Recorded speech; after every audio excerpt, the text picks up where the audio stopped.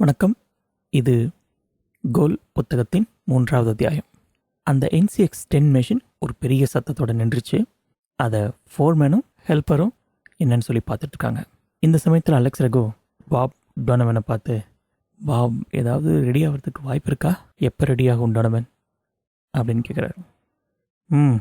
பார்க்கலாம் அப்படின்னு சொல்லிட்டு டோனவன் அந்த மெஷின் கிட்ட போக ஆரம்பிக்கிறார். டோனவனை பொறுத்த வரைக்கும் வேலைன்னு வந்துட்டா வெள்ளைக்காரன். அவர்கிட்ட குறைஞ்சபட்சம் ஒரு கமிட்மெண்ட் கிடைச்சா கூட போதும், வேலை முடிஞ்ச மாதிரி தான். ஆனால் இப்போது எதுவும் பெருசாக கமிட் பண்ணிக்கல, பார்க்கலாம் என்ன நடக்க போகுதுன்னு அப்படின்னு அலெக்ஸ் ரகு யோசிக்கிறார். இன்றைக்கி சாயங்காலத்துக்குள்ளே முடிஞ்சு அதுக்குள்ளே டிஸ்பேச் ஆச்சுன்னா ஓகே, இல்லைனா ரொம்ப கஷ்டம்தான். 3 மாத கெடுவெலாம் இல்லை, இப்போவே வேலை போயிடும் போல இருக்கு அப்படின்னு யோசிச்சுக்கிட்டே தன்னை சுற்றி என்ன நடக்குது அப்படின்னு பார்க்குறார். இந்த விபரீதெல்லாம் தெரியாமல் அங்கே வேலை செய்கிற எம்ப்ளாயீஸ் ரொம்ப டெடிக்கேட்டடாக வேலை செஞ்சுட்ருக்காங்க. என்ன பண்ண போகிறனோ தெரியலையே அப்படின்னு யோசிச்சுக்கிட்டு தன்னோட கேபினை நோக்கி அலெக்ஸ் ரகு நடந்து போகிறார். அப்போது அவரோட செக்ரட்டரி ஃபரான் வராங்க. உங்கள் ஒய்ஃபு 4 தடவை ஃபோனில் கூப்பிட்டாங்க, இப்போ கூட லைனில் தான் வெயிட் பண்ணுறாங்க, அவங்ககிட்ட பேசுகிறீங்களா அப்படின்னு கேட்குறாங்க. இவன் என்ன குண்டு போட போகிறான்னு தெரியலையே அப்படின்னு நினச்சிக்கிட்டு அலெக்ஸ் ரகு ஃபோன் எடுக்கிறார். அந்த பக்கம் அவங்க ஒய்ஃப் ஹலோ அப்படிங்கிறாங்க. இந்த பக்கம் அலெக்ஸ் ரகு ஹலோ ஜூலி. அதுக்கு அவங்க ஒய்ஃப், என்ன காலையில் நான் எழுந்திருக்கிறதுக்குள்ளேயே கிளம்பிட்டீங்க போல இருக்கு, ஒரு ஹாய் கூட சொல்லக்கூடாதா அப்படின்னு கோவமாக கேட்குறாங்க.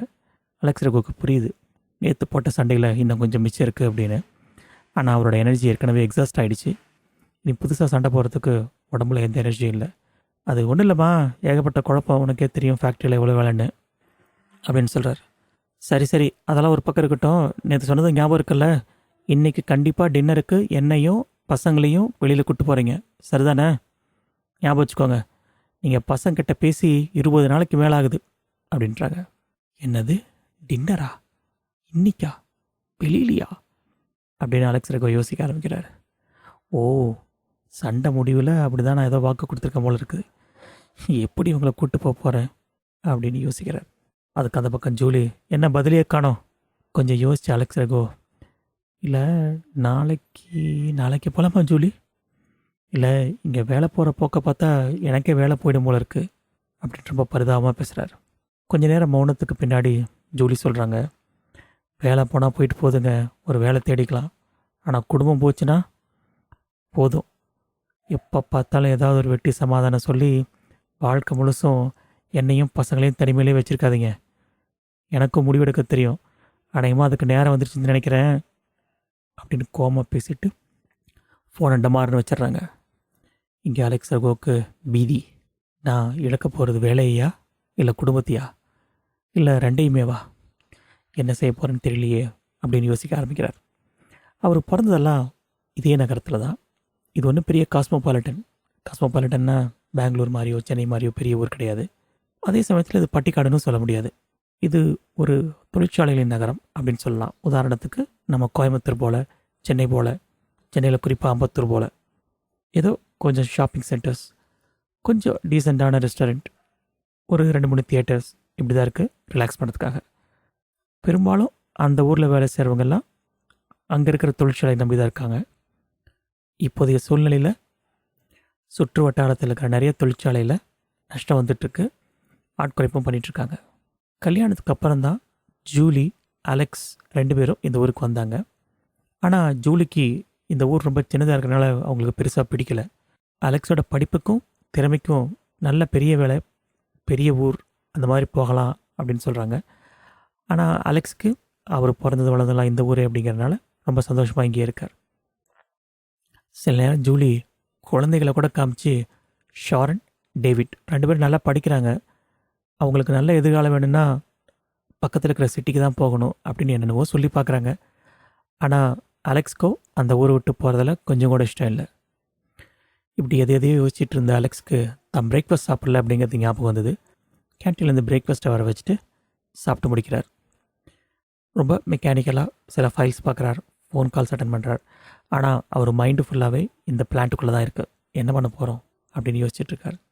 சரி, அந்த NCX மிஷினுக்கு என்னாச்சுன்னு பார்க்கலாம் அப்படின்னு பிளான்ட்டுக்கு போகிறார்.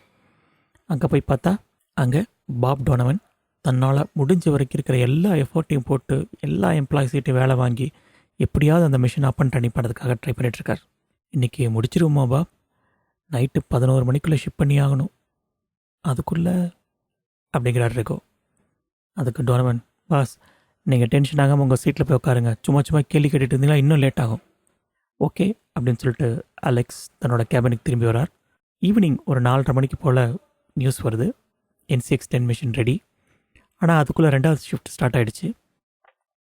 ஆனாலும் கூட ஃபஸ்ட் ஷிஃப்ட் வேலை பார்த்த சில எம்ப்ளாயீஸை ஓவர் டைம் அப்படின்னு சொல்லிட்டு சூப்பர்வைசரும் ஃபோர்மேனும் அவங்கள தக்க வச்சுக்கிட்டாங்க. ஏன்னா இந்த மிஷின் இருக்கிற வேலையை முடிக்கல இல்லையா, அதுக்காக. நைட் சுமார் 10 மணிக்கு அந்த கண்டெய்னர் லாரி வருது. அசம்பிளி முடிக்கப்பட்ட ஆர்டர் நம்பர் 41427 சக்ஸஸ்ஃபுல்லாக முடிஞ்சிருச்சு. அதை அழகாக ஒரு ப்ளைவுட் பாக்ஸில் போட்டு அதை ட்ரெயிலில் ஏற்றிட்டுருக்காங்க. ஒன்றும் பிரச்சனை இல்லை சார், இங்கேருந்து போர்ட்டு வெறும் 20 நிமிஷம் தான். அங்கே இருக்கிற ஆஃபீஸர்கிட்ட சொல்லியிருக்கேன், இப்போ கிளம்புனா கரெக்டாக இருக்கும் அப்படின்னு பாப் சொல்கிறார்.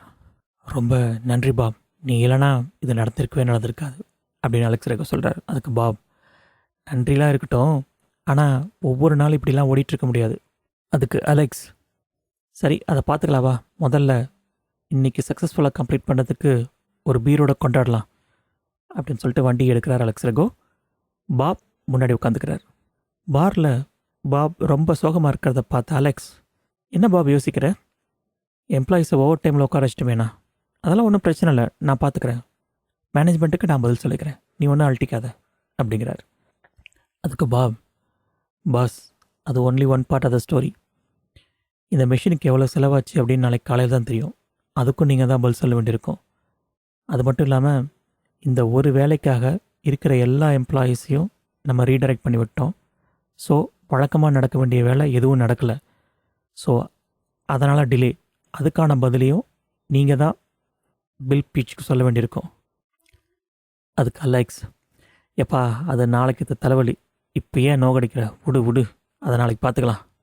Okay, for the successful completion of order number 41427 cheers அப்படின்னு சொல்லி 2 பேரும் தன்னோட பீரை கம்ப்ளீட் பண்ணுறாங்க. இப்படியே 3 பாட்டில் பியர் உள்ளே போகுது. அலெக்ஸுக்கு தூக்கம் கண்ணை சொக்குது. அப்படி இருந்தும் கூட அலெக்ஸுக்கு மறுபடியும் இந்த பிளான்ட்டில் எங்கேயோ பிரச்சனை இருக்குது, யாருக்கிட்டேயோ பிரச்சனை இருக்குது. யோசிக்கணும் எப்படியாவது இந்த யுனிக்கோ ஃபேக்ட்ரியை இந்த சிட்டிலேயே அதை பெஸ்ட்டாக கொண்டு வரணும். என்ன பண்ணணும்? ரோபோக்களை கொண்டு வந்தால் ஒரு வேளை இம்ப்ரூவ்மெண்ட் கிடைக்குமா? ஏன்னா ரோபோக்கள் 10 எம்ப்ளாயி செய்ய வேண்டிய வேலையை ஒரு ரோபோ செய்ய முடியும். அதுவும் எந்த மிஸ்டேக்ஸும் இல்லாமல், லீவ் போடாமல், ஓவர் டைம் கேட்காம. மேபி அதை தான் யோசிக்கணுமோ? இப்படி ஒரு பக்கம் யோசிச்சுட்ருக்கார்.